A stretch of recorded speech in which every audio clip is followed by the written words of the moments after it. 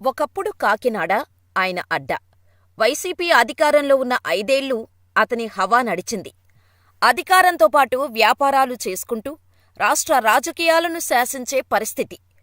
ప్రస్తుతం పరిస్థితి మారింది.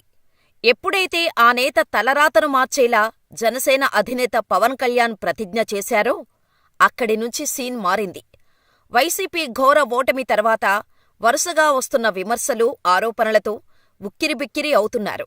ఉన్న కేసులు మెడ చుట్టూ బిగుసుకుంటుంటే కనీసం అధిష్టానం కూడా పట్టించుకోకపోవటం మరింత కుంగదీసే అంశంగా మారింది.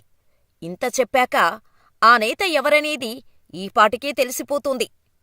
ఎస్, ద్వారంపూడి చంద్రశేఖర్ రెడ్డి. ప్రస్తుతం ఆయన భవితవ్యం ప్రశ్నార్థకంగా మారింది. ద్వారంపూడి చంద్రశేఖర్ రెడ్డి. ఈ పేరు చెబితే ఠక్కున కాకినాడ పేరు గుర్తుకు వస్తుంది.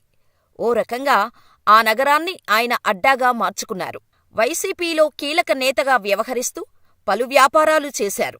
అయితే ద్వారంపూడి చేసిన వ్యాపారాలు ఇల్లీగల్ అనే వార్తలు గుప్పుమనడమే కాదు, చాలా చోట్ల కేసులు కూడా నమోదయ్యాయి. నాడు ప్రభుత్వం అండతో తప్పించుకున్న ద్వారంపూడికి ప్రస్తుతం అన్ని ద్వారాలూ మూసిపోయే పరిస్థితి నెలకొంది. వరుసగా కేసులు నమోదు, వివాదాలు, ఆరోపణలు నేపథ్యంలో సదరు నేత ఉక్కిరిబిక్కిరి అవుతున్నారంటూ ప్రచారం సాగుతోంది. ఇటీవల కాకినాడ మాజీ ఎమ్మెల్యే ద్వారంపూడి చంద్రశేఖర్ రెడ్డిపై కేసు నమోదైంది. మున్సిపల్ అధికారుల విధులను ఆయన అడ్డుకున్నారని కాకినాడ 2వ పట్టణ పిఎస్లో కేసు నమోదు చేశారు. రాజలక్ష్మీనగర్లో అక్రమ నిర్మాణం కూల్చుతుండగా ద్వారంపూడి అడ్డుకున్నారని కేసులో పేర్కొన్నారు. ద్వారంపూడి చంద్రశేఖర్ రెడ్డితో పాటు మరో 24 మందిపైన కేసు నమోదు చేశారు. మాజీ కార్పొరేటర్ సూరిబాబు అక్రమ నిర్మాణాలను తొలగించారు. కూల్చివేత సమయంలో అధికారులతో ద్వారంపూడి ఘర్షణకు దిగారు. గతంలో అన్నీ తానే వ్యవహరించిన నేత ఇలాంటి ఎన్నో కేసుల్లో నిందితుడిగా చేరిపోవటంతో ద్వారంపూడి అనుచరులు కూడా ఆందోళనకు గురవుతున్నట్టు సమాచారం. మరోవైపు రేషన్ బియ్యం స్కామును ఏపీ ప్రభుత్వం సీరియస్గా తీసుకుంది. ఈ స్కాములో కాకినాడ సిటీ వైసీపీ మాజీ ఎమ్మెల్యే ద్వారంపూడికి ఉచ్చు బిగుస్తోంది. పౌర సరఫరాల శాఖ మంత్రి నాదెండ్ల మనోహర్ కాకినాడలో మకాం వేసి వరుసగా తనిఖీలు నిర్వహించారు. సిటీతో పాటు పోర్టులో స్వయంగా మంత్రి నాదెండ్ల తనిఖీలు చేశారు. కాకినాడ పోర్టులో అశోక్ ఇంటర్నేషనల్, H1 గోడౌన్లలో భారీగా రేషన్ బియ్యం గుర్తించారు. ఆ బియ్యాన్ని ఆఫ్రికాకు తరలించేందుకు ఏర్పాట్లు చేస్తున్నట్టు సమాచారం అందుకుని అధికారులు 2 గోడౌన్లు సీజ్ చేశారు. రేషన్ బియ్యం అక్రమ రవాణా అంతా ద్వారంపూడి ఫ్యామిలీ కనుసన్నల్లో జరిగిందంటూ ఆరోపణలు వెల్లువెత్తుతున్నాయి. కాకినాడ పోర్టును ద్వారంపూడి తన అక్రమాలకు అడ్డాగా మార్చుకున్నాడని మంత్రి నాదెండ్ల మనోహర్ ఆరోపించారు. ద్వారంపూడి అరాచకాలు చూసి తానే ఆశ్చర్యపోయానని చెప్పుకొచ్చారు. తనిఖీలు పూర్తయ్యేంత వరకు పోర్టు నుంచి బియ్యం రవాణాను నిలిపివేశారు. రాష్ట్రంలో పేదల పొట్ట కొట్టి అదే రేషన్ బియ్యాన్ని ఆఫ్రికన్ దేశాలకు ఎగుమతి చేస్తున్నారని మండిపడ్డారు. పౌర సరఫరాల శాఖకు సంబంధించి శాఖాపరమైన చర్యలతో పాటు క్రిమినల్ కేసులు కూడా నమోదు చేస్తామని మంత్రి అన్నారు. పూర్తిస్థాయి పరిశీలన జరిపాక సిఐడితో విచారణ కూడా జరిపిస్తామని నాదెండ్ల స్పష్టం చేశారు. వైసీపీ మాజీ ఎమ్మెల్యే ద్వారంపూడి చంద్రశేఖర్ రెడ్డి ఓ దళిత మహిళతో అక్రమ సంబంధంలో ఉన్నారని జనసేన నేత బొలిశెట్టి సత్యనారాయణ షాకింగ్ కామెంట్స్ చేశారు. దళిత మహిళకు పుట్టిన బిడ్డను ద్వారంపూడి ఒళ్ళో కూర్చోపెట్టుకొని తలనీలాలు కూడా తీయించారని ఆరోపించారు. తనకు గుర్తింపు కావాలని ఆమె ప్రశ్నించటంతో వేధింపులకు గురిచేస్తున్నారని తెలిపారు. ఇంటి బయట 28 కెమెరాలు పెట్టి కారులో సైతం ట్రాకింగ్ డివైజులు పెట్టారని చెబుతున్నారు.